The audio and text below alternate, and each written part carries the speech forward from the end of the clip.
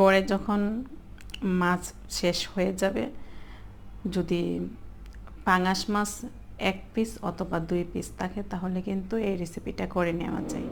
বাচ্চাদের খুব বেশি পছন্দের। আমি এখানে 2 পিস মিডিয়াম সাইজের পাঙাশ মাছ কিমা করে নিয়েছি।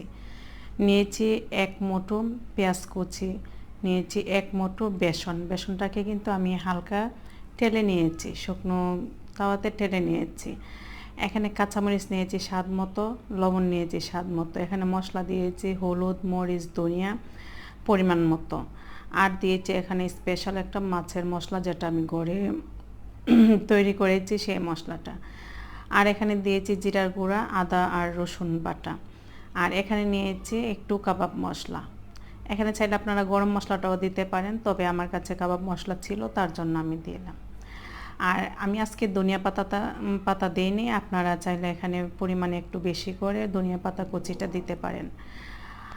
এখানে কিন্তু 2 পিস, শুধুমাত্র 2টা পিস পাঙাশ মাছ, আর এই 2 পিস পাঙাশ মাছ দিয়ে কিন্তু অনেক মজাদার একটা কাবাব হয়ে যাবে। যখন গড়ে মাছ মাংস কিছুই থাকবে না, মানে 2 পিস বা 1 পিস এরকম মাছ থাকলেই হবে।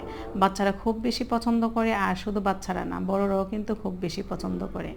আমি এই সবগুলোকে একসাথে ভালো করে মেখে নিয়ে তারপর কাবাব শেপে সরিষার তেল দিয়ে ভেজে নেব।